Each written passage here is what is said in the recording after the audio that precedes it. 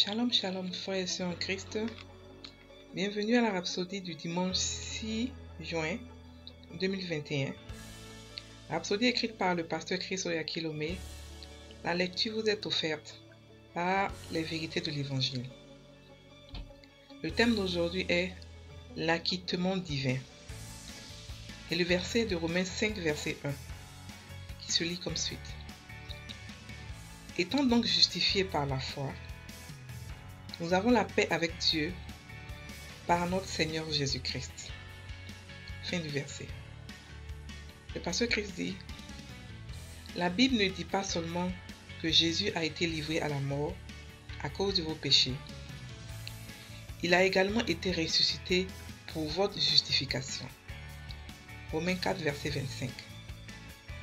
Que signifie être justifié? Le mot justifié signifie être acquitté et déclaré juste. Ce qui veut dire être déclaré non coupable, libre de toute culpabilité. Par conséquent, dans la pensée juste de Dieu, il n'y a aucune accusation contre vous. Le mystère de l'acquittement divin bat l'imagination humaine. Comment un homme peut-il être acquitté continuellement et permanemment? Comment est-ce possible?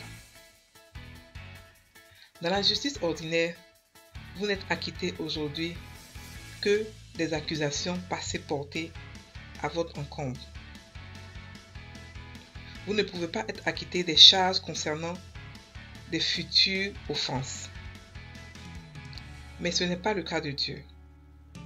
Votre acquittement divin couvre les offenses passées, présentes et futures. Partout où vous allez, il y a un insigne collé à vous qui porte la mention « acquitté ». Lisez encore le verset d'ouverture, il se lit « Étant donc justifié par la foi ». Romains 5, verset 1. C'est quoi la foi? Hébreux 11, verset 1 dit « Or la foi est une ferme assurance des choses qu'on espère, une démonstration de celles qu'on ne voit pas. »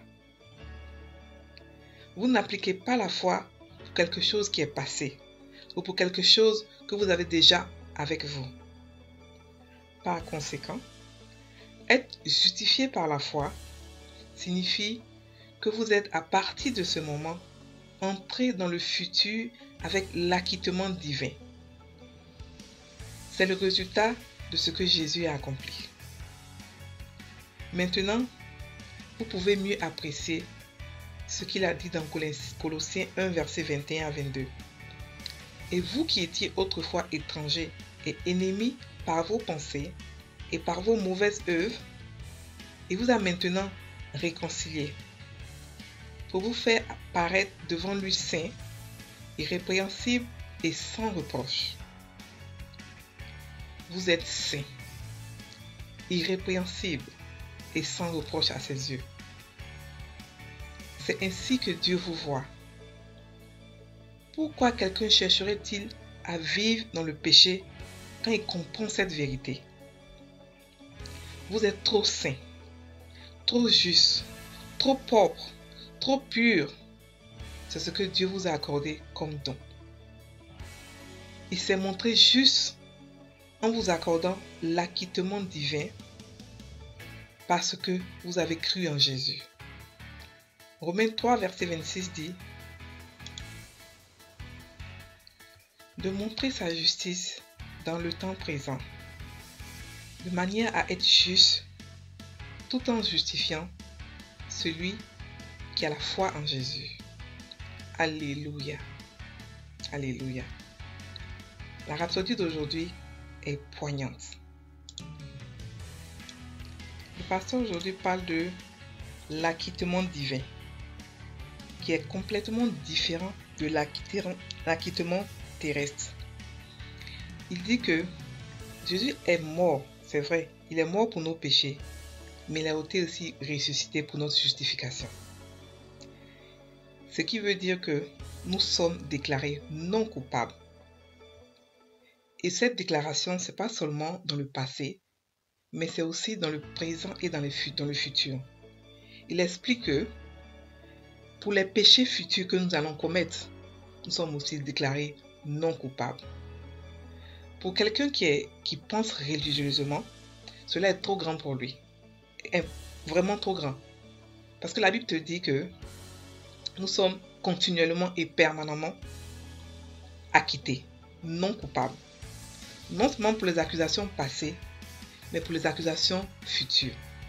Pas seulement les accusations, mais aussi les offenses. C'est-à-dire que Dieu a fait des réserves pour nous. Il se dit que mes enfants vont forcément pécher. Donc, pour leur péché futur, je leur pardonne déjà. Oh, c'est grand, c'est grand, c'est grand.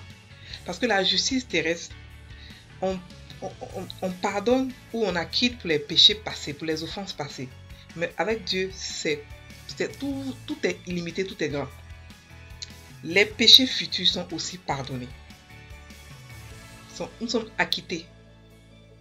Et si vous savez que vous avez péché, vous partez demander à Dieu pardon au Père, il vous pardonne automatiquement. Et la Bible dit qu'il ne se rappelle même pas des péchés que vous avez faits. Le pasteur dit qu'il a un signe collé sur nous pour dire acquitté. On est acquitté. On a été justifié par la foi. La foi, c'est quoi? La foi, c'est maintenant. La foi, c'est pas hier. La foi, c'est maintenant et dans le futur.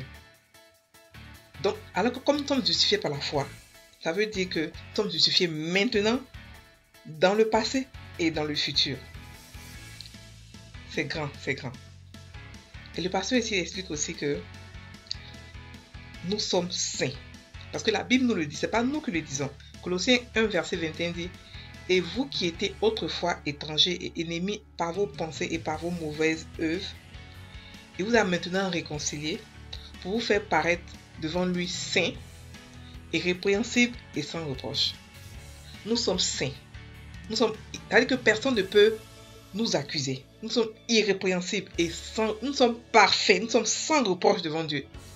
C'est pour cela que nous pouvons nous tenir devant lui pour prier, pour avoir avec lui une communion. Nous sommes sanctifiés par son esprit, par sa parole, par notre nature nous-mêmes. Nous sommes saints. Ce n'est pas ceux qui sont morts qui sont saints, non. La Bible parle des saints qui sont vivants. Il n'a pas parlé des saints qui sont morts, non. Les saints, c'est nous aujourd'hui qui pouvons travailler pour l'œuvre de Dieu et qui sont enfants de Dieu, qui avons l'esprit de Dieu.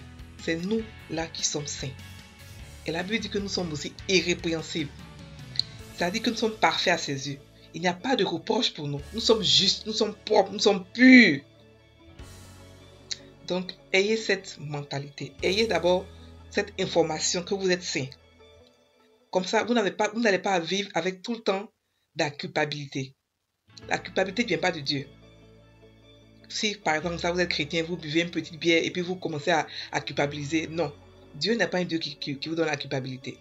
Ce sont les enseignements religieux qui donnent la culpabilité.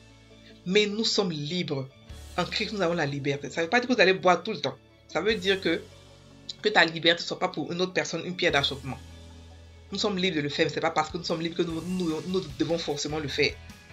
Parce que notre corps aussi nous appartient et on doit le protéger, on doit l'entretenir. Donc frères et sœurs, sachez que nous sommes purs, nous sommes saints, nous sommes irréprochables devant Dieu. Nous sommes parfaits à ses yeux. À ses yeux, nous sommes riches. À ses yeux, nous avons la santé divine. À ses yeux, nous dominons. À ses yeux, le monde nous appartient. Donc marchez comme tel, parce que ce monde vous appartient. Parce que vous êtes irréprochables devant Dieu. Personne ne peut vous accuser. C'est impossible que Dieu vous voie autrement. Vous êtes parfait devant lui. Faisons maintenant la prière. Cher Père, quelle bénédiction de savoir que j'ai été acquitté de toute charge. Je marche à la lumière de ma justification. Et je règne sur le péché, sur Satan et sur les circonstances.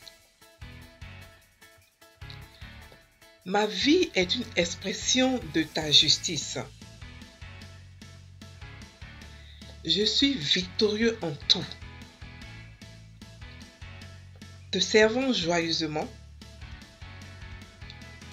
sans crainte ni condamnation. Au nom de Jésus. Amen. Frères et sœurs, nous sommes saints. Nous sommes irréprochables. Nous sommes purs. Nous sommes parfaits devant Dieu. Marchez comme tel. N'ayez pas peur, n'ayez pas honte.